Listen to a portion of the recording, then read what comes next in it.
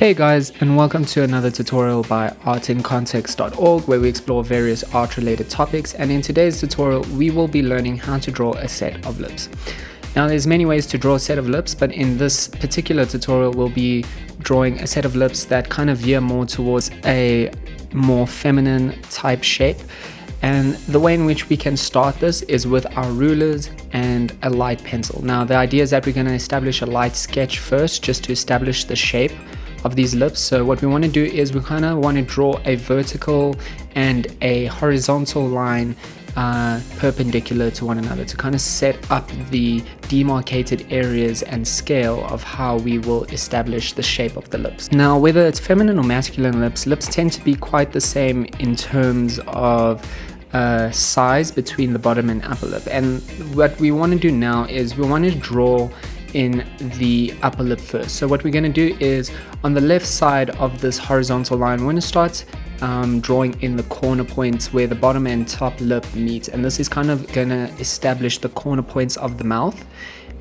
So what we will do is we'll draw the mouth slightly open just to give more like a nuanced quality, something interesting to the shape of the lips. So the way in which we can do this is using our light pencil. We want to start on one side or one corner points of the mouth, and what we want to do is we want to draw this like M shape, this M arch shape, which is going to establish the opening of the mouth. Now along this M shape, what we'll do is we'll kind of draw a parallel line that flows over the top of this M shape, and what this is going to do is it's going to establish the upper lip. The upper lip tends to be slightly more narrow than the lower lip, and obviously the way in which we're going to determine this is by how thick we draw or how wide we draw the upper lip first.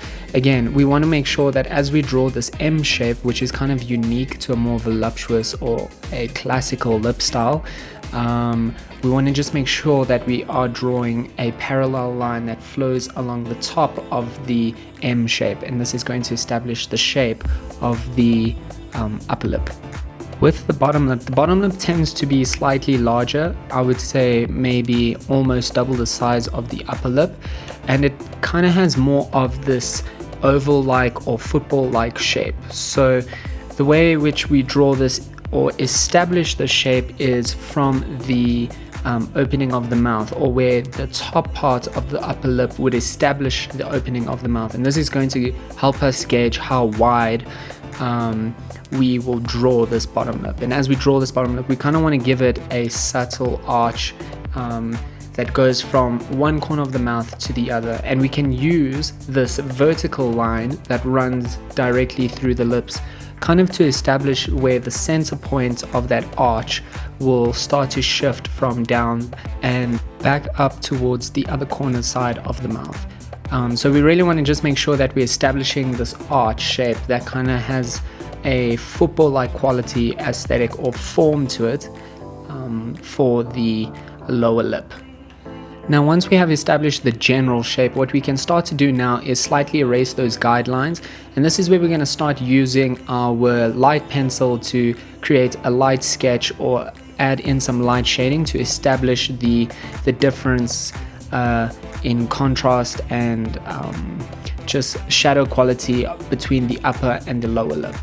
Now with the upper and lower lip, there's always a difference in tonal value, and this is because the upper lip kind of arches downward, whereas the lower lip kind of curves outward and has more of a protrusion, which is facing in an upward direction and therefore exposed more or has more exposure to a light source. So what's going to happen is we're going to start working with our pencils to create a shadowing in the upper lip and some subtle shadowing in the lower lip. However, the trick here with adding in shading to the lips to kind of simultaneously add shading for shadow quality but also to work in textural quality is to use more of a line style shading. So with lips, if you notice lips in real life, they have kind of like these lines that run vertically through the lip, and this is kind of a unique aesthetic or textural quality to lips. And the way in which we can represent this is very similarly what we'll do with our pencils is we'll draw vertical lines or shade in vertical lines along the surface area of both the upper and the lower lip.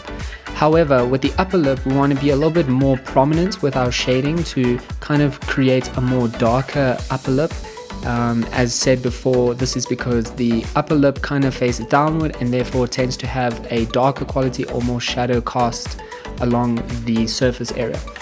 Whereas the lower lip, we want to be a little bit more strategic. So this is where we start working in shading that kind of flows from the sides of the lower lip and then goes around the bottom and back to the side or the other side of the lower lip.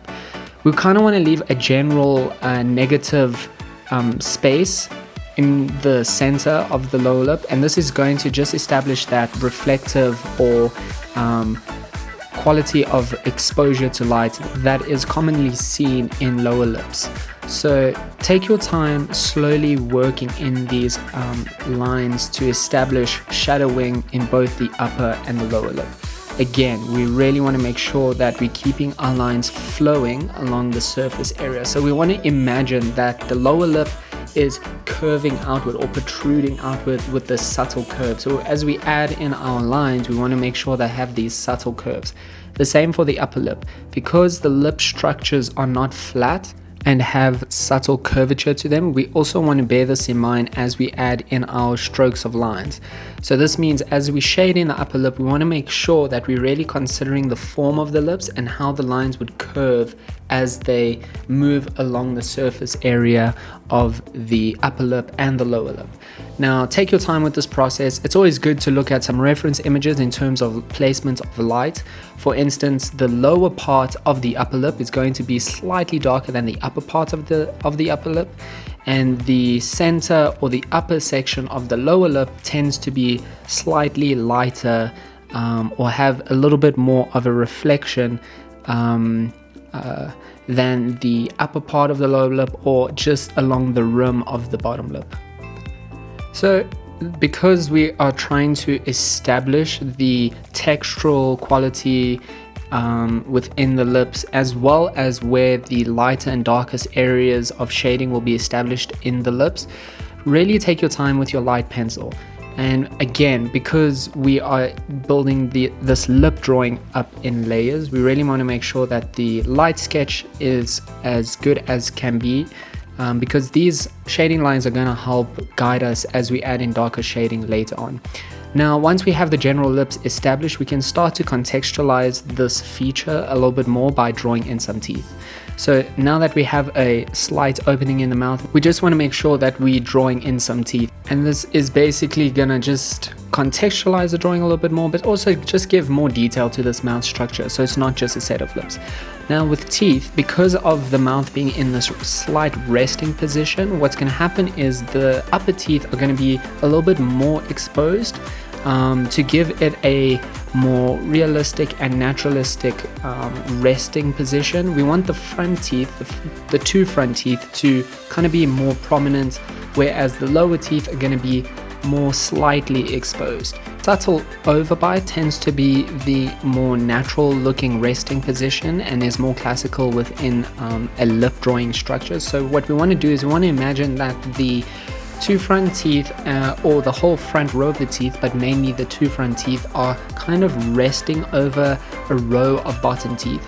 So what we should have are two front teeth kind of peering through the opening of the mouth, with the lateral incisors, which are the teeth that rest next to the two front teeth in the top row. They should be slightly visible, and then what we should have is the row of the bottom teeth kind of slightly visible.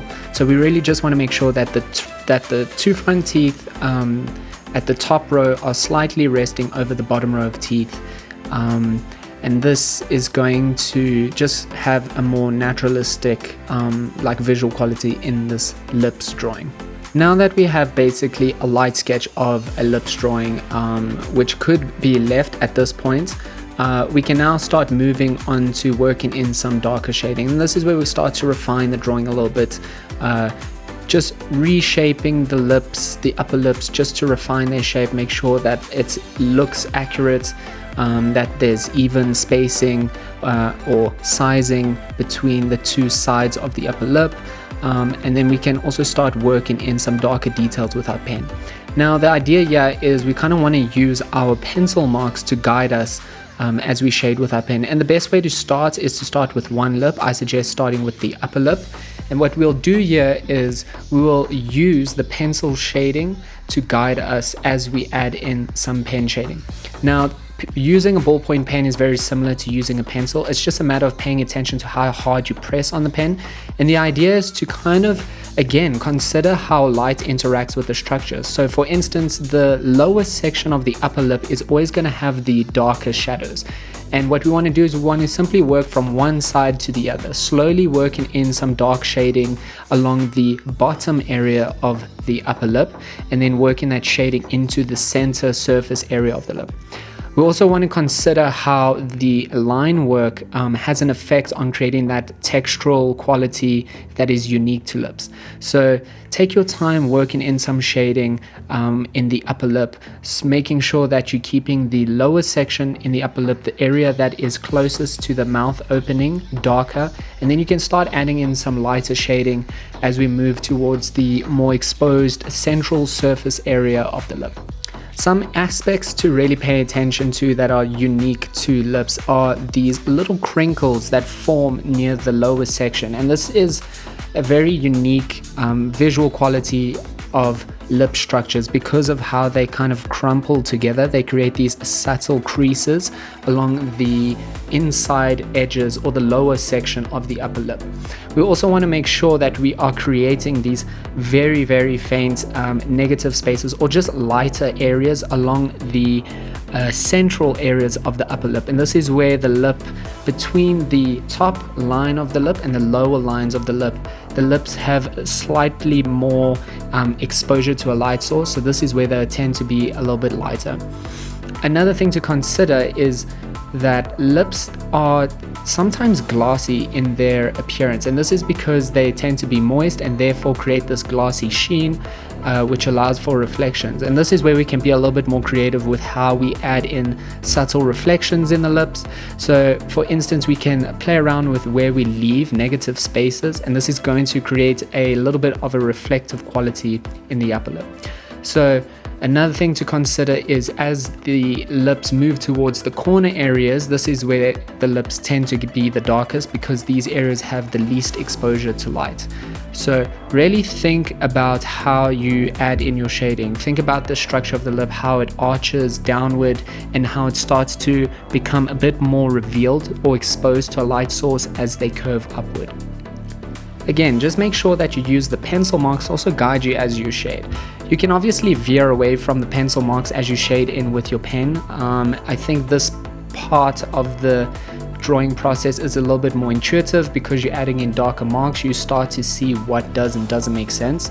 But a general rule of thumb is that we really want to just think about the light source. We want to think about the shape of the lips and how that light interacts with that surface area.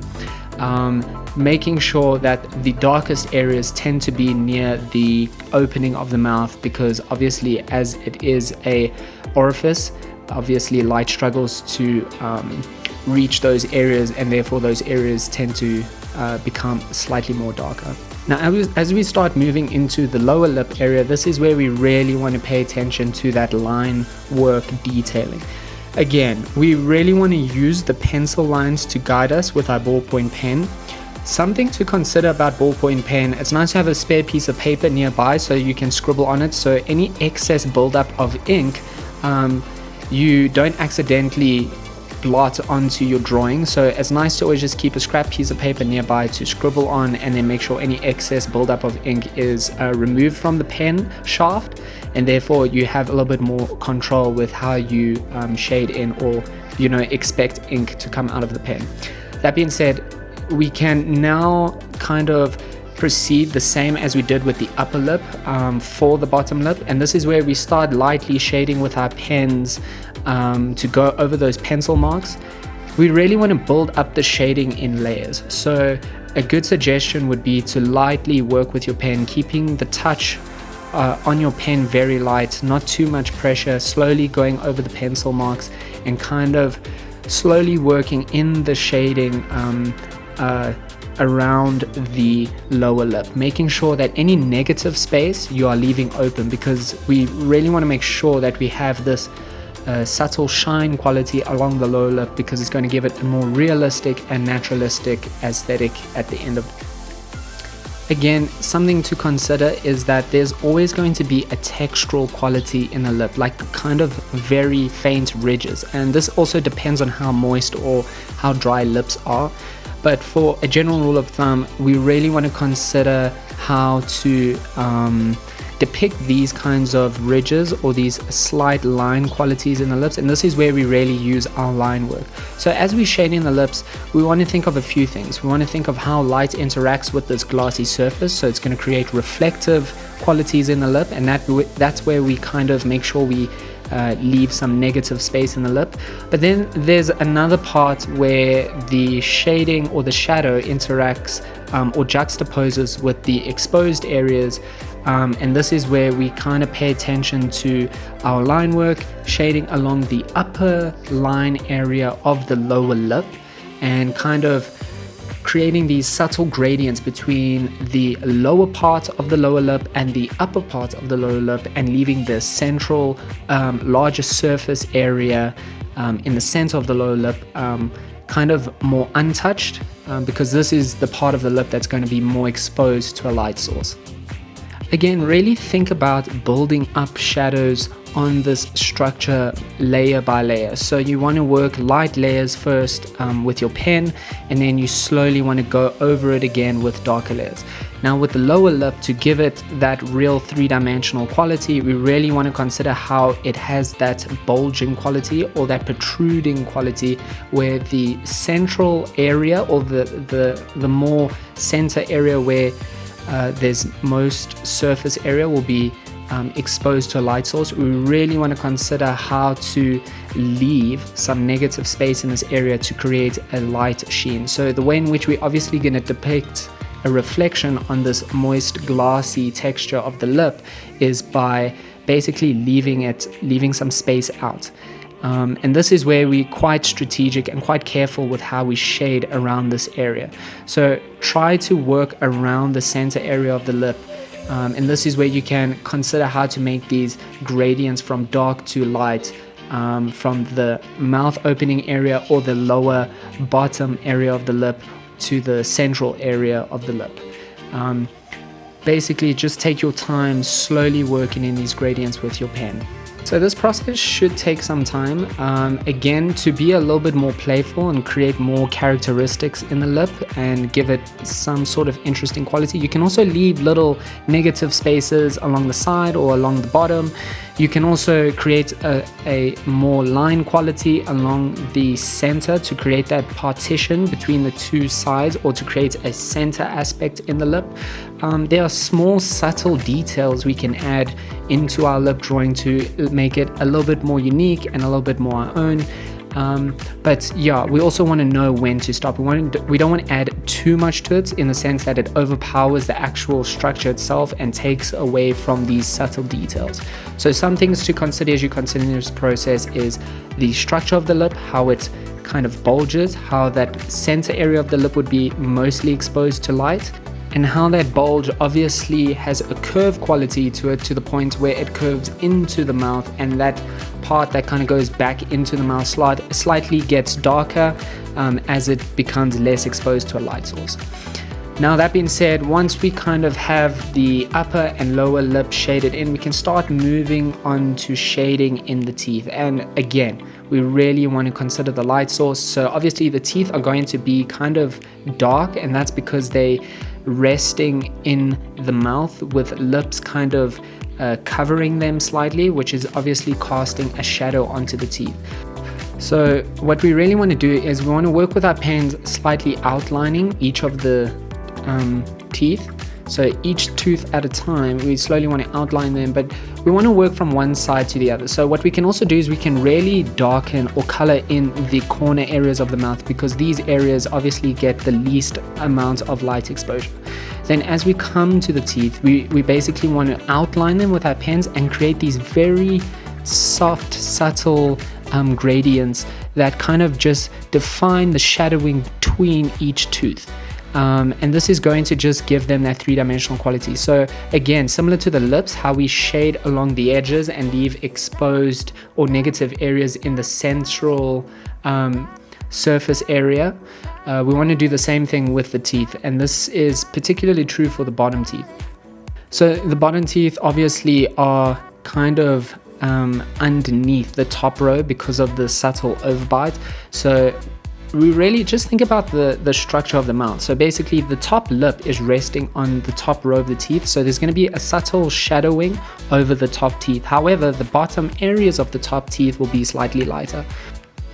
But when we think about the subtle overbite, obviously the bottom row of teeth will be slightly darker than the top row of teeth. So we just want to bear this in mind. We want to make sure that the bottom row of teeth are slightly darker than the top row of teeth, and this is just going to be more natural and again a more realistic quality in this lips drawing.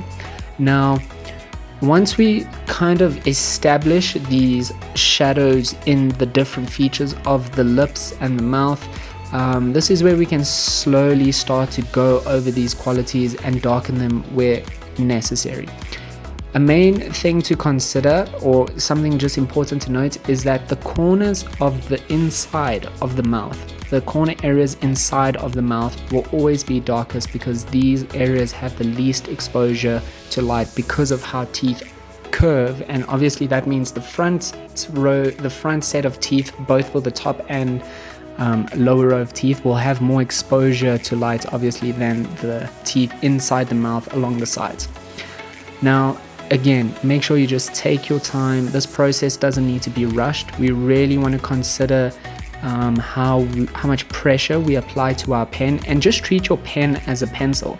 Just softly add in these lines, softly add in the smooth shading, add in these subtle line strokes in the lip, add in these soft smooth shading marks in the teeth, and take your time with it. There's no rush. Now, once we have completed this, we can start kind of contextualizing our drawing a little more by adding shading underneath the lower lip to establish some sort of placement on a structure. Obviously lower lips kind of protrude again, and that means that they cast a subtle shading onto the lower chin area, so this is something to consider. We also just want to take this time to slowly go through the lip drawing completely, making sure that we are kind of darkening any areas that need to be darkened, adding in some slight line work or detailing along both the upper and lower lip. But for the most part, a main way to just bring this drawing a little bit more out and give it a little bit more three-dimensionality is to add that subtle shading along the lower lip. Now, when we add in some shading along the lower lip, we want to really leave a very faint line of negative space between the lower lip and shading just underneath the lower lip, because this is going to create a subtle sheen. Again, slowly emphasizing the three-dimensionality of the lip structure itself. So we can do a similar thing for the upper lip.